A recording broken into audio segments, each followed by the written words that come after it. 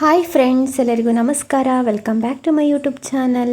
ಇವತ್ತು ಮನೆಯಲ್ಲಿನೇ ಸುಲಭವಾಗಿ ಈ ಮರಗಳನ್ನ ಯಾವ ರೀತಿ ಸಾರಿಸ್ಕೊಳ್ಳೋದು ಅಂತ ನೋಡೋಣ. ಈ ಸಾರಿಸ್ಕೊಳ್ಳುವಂತಹ ಪೇಸ್ಟ್ ಬಂದ್ಬಿಟ್ಟು ಕೇವಲ 3 ಪದಾರ್ಥಗಳಿಂದ ಮಾಡ್ಕೊಳ್ಬೋದು ತುಂಬ ಸುಲಭವಾಗಿ.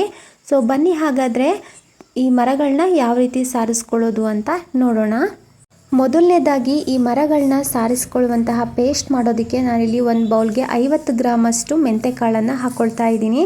ಹಾಗೆ 2 ವೈಟ್ ಶೀಟನ್ನು ಹಾಕ್ಕೊಳ್ತಾ ಇದ್ದೀನಿ.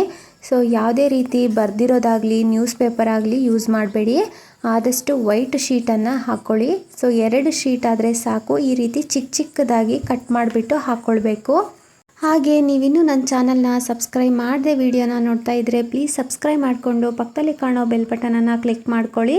ಸೊ ನೀವು ಬೆಲ್ ಬಟನ್ ಕ್ಲಿಕ್ ಮಾಡ್ಕೊಳ್ಳೋದ್ರಿಂದ ನಾನು ಯಾವುದೇ ಹೊಸ ವಿಡಿಯೋ ಅಪ್ಲೋಡ್ ಮಾಡಿದರೂ ಫಸ್ಟ್ ನೋಟಿಫಿಕೇಷನ್ ನಿಮಗೆ ಬರುತ್ತೆ. ನೀವೇ ವಿಡಿಯೋನ ಮೊದಲು ನೋಡ್ಬೋದು.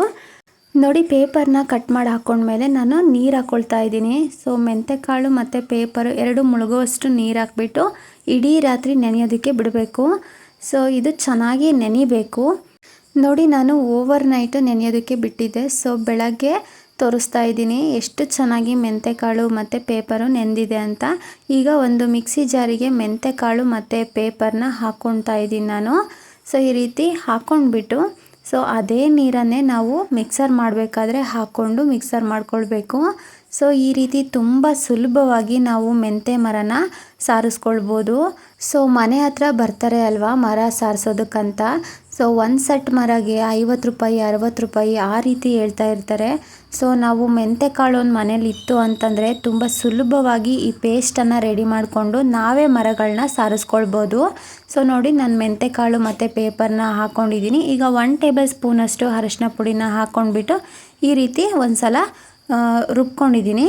ಈಗ ಮತ್ತೆ ಮೆಂತೆಕಾಳು ನೆನೆಸಿದ್ದೆ ಅಲ್ವಾ, ಆ ನೀರನ್ನು ಹಾಕ್ಕೊಂಡ್ಬಿಟ್ಟು ನುಣ್ಣಗೆ ಪೇಸ್ಟ್ ಮಾಡ್ಕೊಳ್ತಾ ಇದ್ದೀನಿ ಈ ರೀತಿ.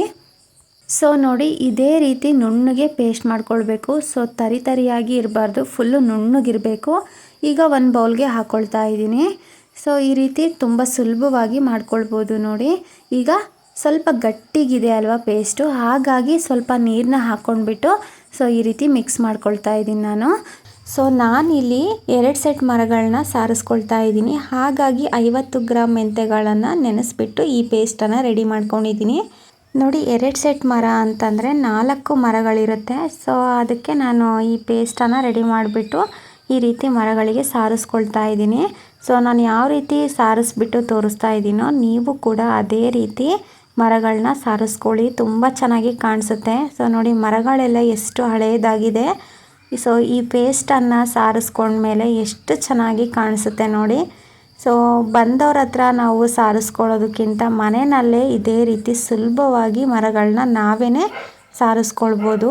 ಎಷ್ಟು ಚೆನ್ನಾಗಿ ಕಾಣಿಸುತ್ತೆ, ಹೊಸದಾಗಿ ಕಾಣಿಸುತ್ತೆ ಮರಗಳು. ಸೊ ನಮಗೆ ಯಾವಾಗ ಟೈಮ್ ಸಿಗುತ್ತೋ ಆವಾಗ ಈ ರೀತಿ ಮಾಡಿಕೊಂಡು ಸಾರಿಸ್ಕೊಳ್ಬೋದು. ತುಂಬ ಸುಲಭವಾಗಿ ಚೆನ್ನಾಗಿ ಕಾಣಿಸುತ್ತೆ. ನನಗೆ ಈ ಮೆಂತೆ ಮರ ಸಾರಿಸೋದು ನಮ್ಮ ಅಜ್ಜಿ ಹೇಳ್ಕೊಟ್ಟಿದ್ರು. ಸೊ ಹಾಗಾಗಿ ನಾನು ಕೂಡ ಕಲ್ತ್ಕೊಂಡಿದ್ದೀನಿ. ನಮ್ಮ ಅಜ್ಜಿ ಯಾವಾಗಲೂ ಇದೇ ರೀತಿ ಮರಗಳನ್ನ ಸಾರಿಸ್ಕೊಳ್ತಾರೆ ಮನೆಯಲ್ಲಿನೇ ಮಾಡಿಕೊಂಡು. ಸೊ ತುಂಬ ಚೆನ್ನಾಗಿ ಬಾಳಿಕೆ ಬರುತ್ತೆ ಮರಗಳು.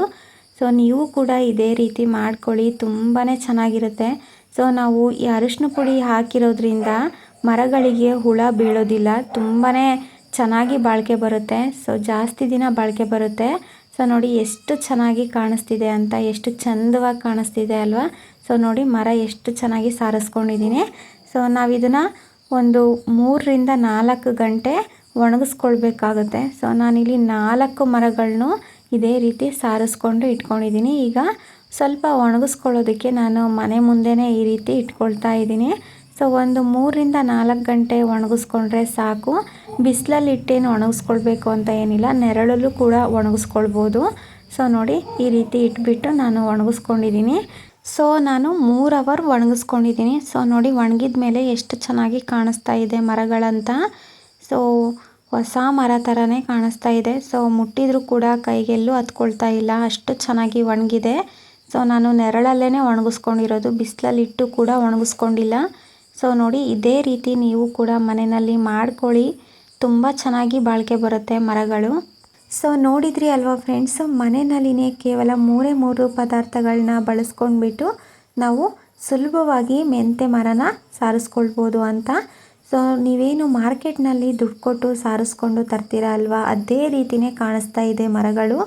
ಸೊ ನೀವು ಕೂಡ ಮನೆಯಲ್ಲಿ ಟ್ರೈ ಮಾಡಿ, ಮರಿದೇ ಕಮೆಂಟ್ ಮಾಡಿ ತಿಳಿಸಿ. ಹಾಗೆ ಈ ವಿಡಿಯೋ ನಿಮಗೆ ಯೂಸ್ಫುಲ್ ಅನಿಸಿದರೆ ಪ್ಲೀಸ್ ನನ್ನ ಚಾನಲ್ನ ಸಬ್ಸ್ಕ್ರೈಬ್ ಮಾಡ್ಕೊಳ್ಳಿ, ಲೈಕ್ ಮಾಡಿ, ನಿಮ್ಮ ಫ್ರೆಂಡ್ಸ್ಗೆ ಫ್ಯಾಮಿಲೀಸ್ಗೆ ಈ ವಿಡಿಯೋನ ಶೇರ್ ಮಾಡಿ. Thank you for watching.